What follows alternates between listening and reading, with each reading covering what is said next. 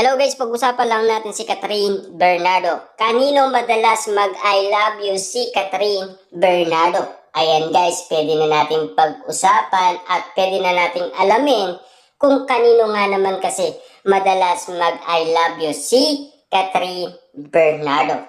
At syempre guys, aalamin natin kung sino at kung kanino, di ba? At syempre guys, no, malalaman natin yan sa update ng balita. Kaya nga naman guys, gusto nating alamin kasi para at least malaman din ninyo. Kaya nga naman guys, kung gusto ninyo ng ganitong content at kung nasisiyahan kayo sa mga ganitong content, syempre baka makaingi tayo ng subscribe at i-click mo na rin ang notification bell para nga naman hindi ka mapag-iwanan sa mga issue na nangyayari umano kina Catherine Bernardo at Alden Richard, lalo-lalo na kay Daniel Padilla. At maaari ka rin mag-komento at mag-like at mag-share para nga naman guys, malaman mo ulit kung ano ang nangyayari sa showbiz balita, di ba? Ang sarap-sarap kausap ni Catherine Bernardo. Ngayon, ramdam na ramdam mo nga ang talino niya at ang lawak ng pag-iisip niya. Sabi nga, marami talagang words of affirmation si Catherine. Hindi mo rin siya maririnig na mga negatibong chika. Siyempre guys, alam naman natin, si Catherine Bernardo, tahimik din yan, like Alden Richard. Umiiwas sila sa mga negatibong mga pinag-uusapan at lalong-lalo na bago niya sagutin ang isang bagay, siyempre gusto niya muna na magkaroon siya ng katibayan or resibo na magpapatunay na talagang ang ichinika mo sa kanya ay makatotohanan. Tulad na lamang guys ng itinanong ni MJ Felipe ang nasabing bag na ibinigay sa kanya ni Alden Richard. At siyempre, pinapaanapan ni Catherine Bernardo ng ebidensya si MJ Felipe. Siyempre guys, no? May mga ebidensya talagang magpapatunay dahil kinalkal yan guys ng mga Delulu fans. At alam nila kung may katotohanan nga ba ang bag na ibinigay ni Alden Richard. Kaya nga naman guys, kung mapapansin ninyo, ang mga bawat chika na chinichika umano kay Catherine Bernardo, mag-iingat kayo dahil matalas ang kanyang kaisipan at matalas talaga ang kanyang pakiramdam. Kaya nga naman guys, no, kung magtatanong kayo kay Catherine Bernardo, sisiguraduhin ninyo na meron kayong impormasyon na tamang-tama sa katanungan na itinatanong ninyo.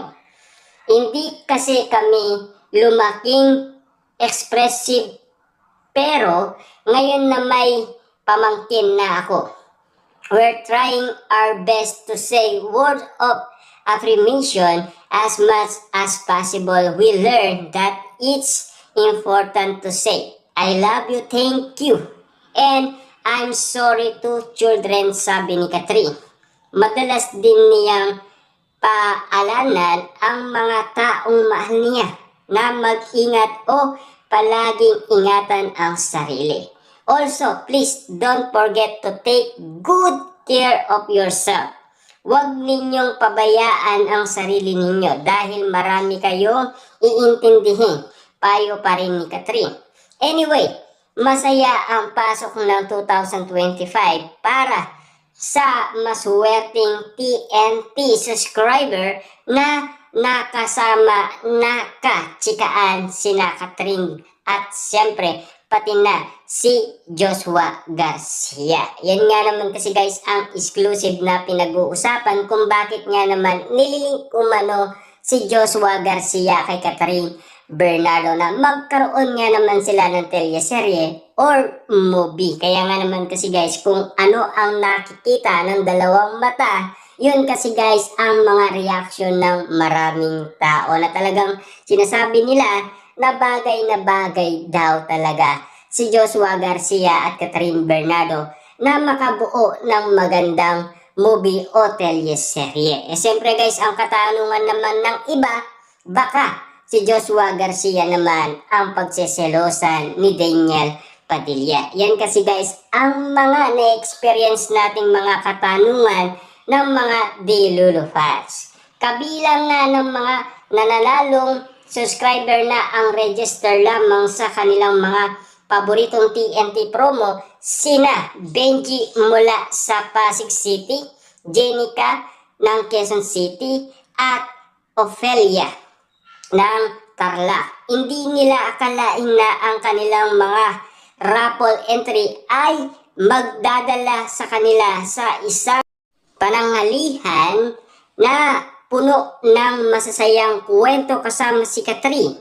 Ito nga ang chika ng mga fanay tungkol kay Catherine. Napaka-humble and napakabait niya. Hindi ako makapaniwala na nasa harap ko si Catherine.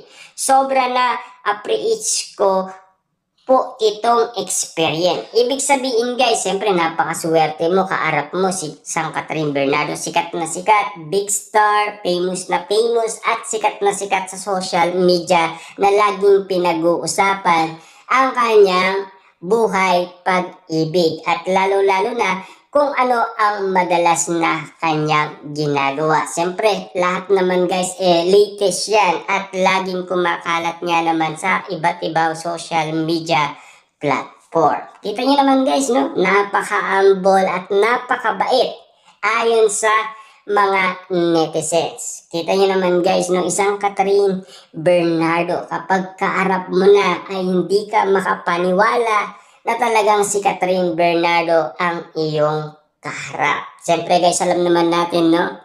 Marami ang naghihintay na manalo sa TNT. Siyempre, gusto nila mabunot nga naman sila sa raffle draw. Kaso nga lang guys, maswerte talaga ang tatlong nanalo. Kita niyo naman guys, no? Ang dami nga naman kasing sumali, pero talagang iba ang pinaka maswerte.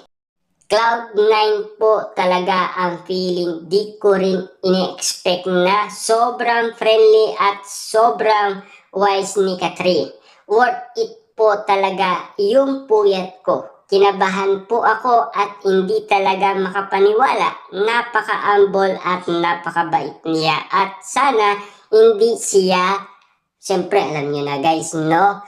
Yung maging masungit at lalong-lalo na wag magpabaya sa kanyang gawain. Samantalang dalawang mapalad na subscriber naman ang nagkaroon ng pagkakataon mas makilala ang kanilang idolong si Joshua Garcia. Super happy nga sina Najar 37 ng Iloilo City at Rosaline 30 ng Pagadian City. Akala ko po talaga ay scam lang po to. Una, kaya sobrang saya ko po nung nakita ko si Joshua.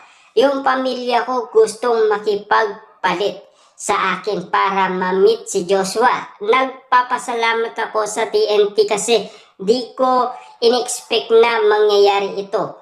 At bongga nga si Joshua dahil nagawa po niyang i-video call ang pamilya ng mga fan niya. Wow, grabe guys, oh. Kitang-kita naman natin si Joshua Garcia kasi napakabait niyan at napaka-humble din ni Joshua Garcia. Kitang-kita naman natin guys ang saya ng mga nanalo. Siya nga pala, nagbigay saya rin ang kakapasok na TNT Pamaskong Panalo promo sa 5 mapalad na grand winner mula North and Central Luzon, NCR, South Luzon, Visayas, Mindanao na nagwagi bawat isa ng milyon. Bongga. Wow, grabe guys, napakaswerte ng mga taong nanalo ng 1 milyon.